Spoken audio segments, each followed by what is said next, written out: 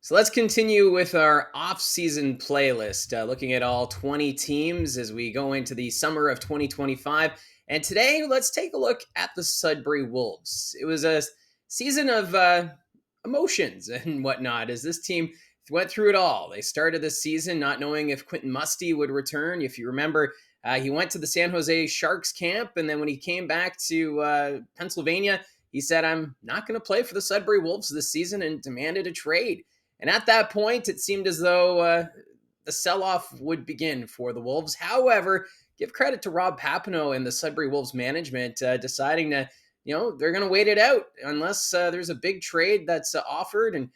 And sure enough, after waiting a couple of weeks, Quentin Musty decided, no, I've made a mistake and I'll play for the Sudbury Wolves this season. And in the first half of the season, the Sudbury Wolves, maybe they overachieved, but still, they were contending for top spot in the Central Division.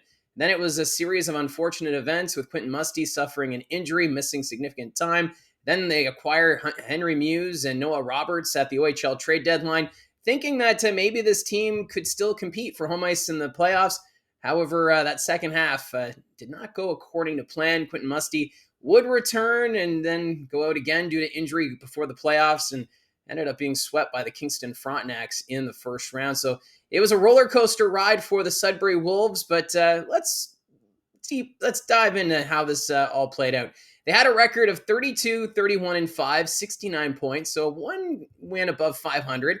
They, like I said, lost in the first round to the Kingston Frontenac, so a little disappointing as they swung for the fences, acquiring Henry Mews and Roberts, some pretty big deals, adding those defensemen. It sounds like they wanted to add more pieces, but those trades just didn't work out. And was it chemistry or was it the strength of schedule? But either way, this Sudbury Wolves team ended up tumbling down the Eastern Conference standings and would have to face Kingston in the first round. So the Sudbury Wolves, it was a mixed bag. And when you compare this year to the 23-24 season, where they had 83 points, they ended up going to the second round, losing to the North Bay Battalion. That was also a sweep at the hands of the troops. In 22-23, the Wolves had 71 points. That was a first-round exit to the Peterborough Petes. And then in 21-22, 53 points, and that meant they were 11 points out of the playoffs. So this is a fan base that's been really wanting a winner, and you kind of wonder if maybe the 23-24 season was their best chance of having a deep playoff run. And right now, it just seems as though they're trying to hold on to that hope that they could maybe once again contend without going through the junior hockey cycle of rebuilding. And that's kind of where this team is right now. So let's look over the top 10 scorers from the regular season for the Sudbury Wolves. Kieran Walton, he was a player who had an outstanding year for Sudbury. 33 goals, 54 assists, 92 points to lead the way.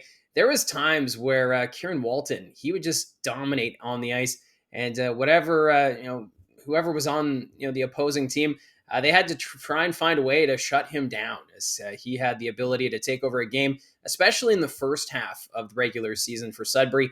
Second in team scoring, Henry Mews, who they acquired from Ottawa, 14 goals, 68 assists, 82 points. And now we know that Mews is committed to the University of Michigan. So that huge trade with the Ottawa 67s not looking so great right now after that first round exit, losing all those pieces. Of course, sending Jackson to Ottawa in that trade, a young prospect.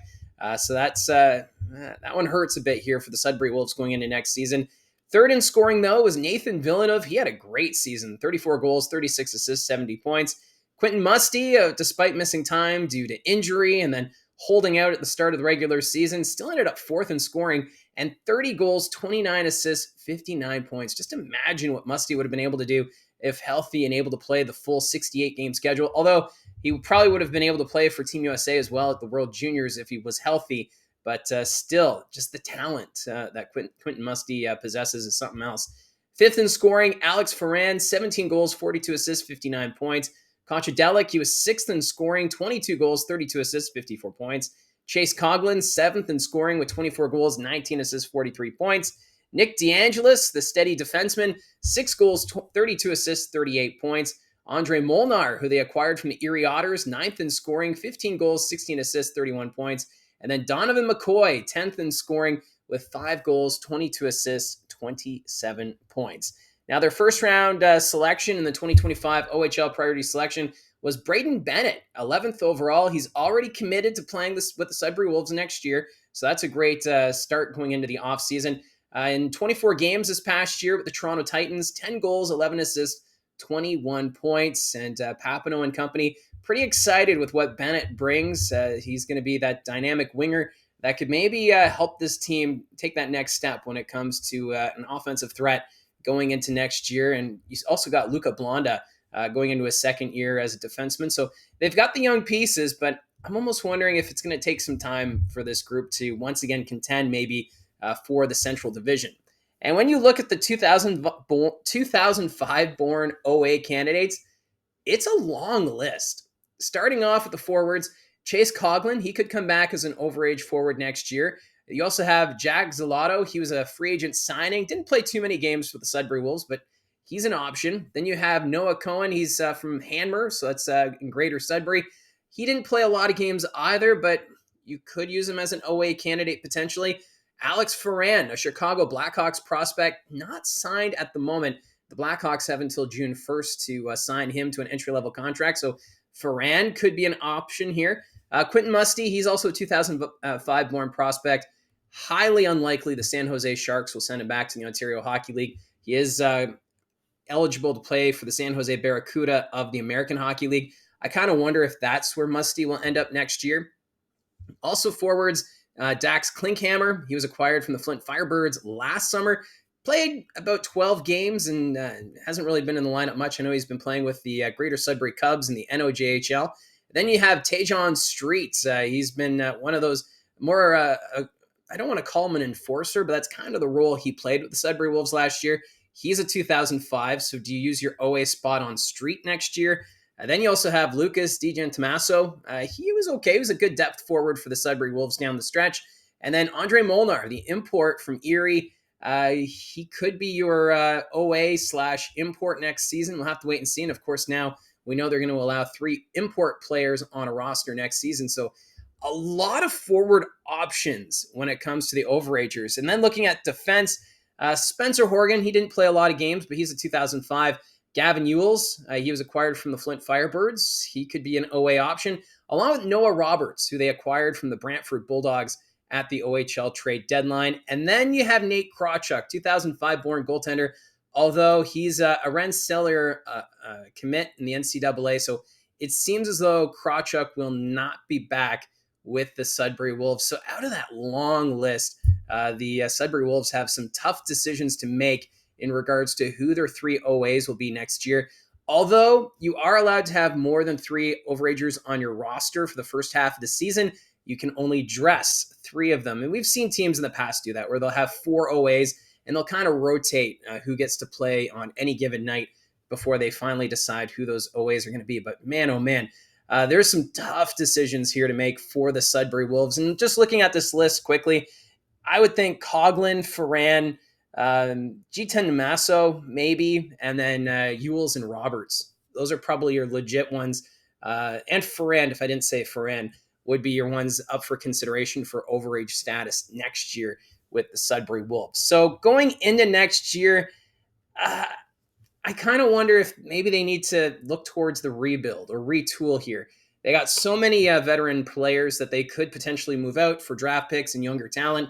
I just feel as though the year to go for it was 23-24, and they kind of missed out on it. If you remember, they were challenging for top spot in the Central Division, but then the North Bay Battalion took over in the final weeks, and they would end up playing Mississauga in the first round, and it was a mess to end the regular season. Maybe it was the coaching styles, because remember, they didn't bring in Scott Barney until the summer last year.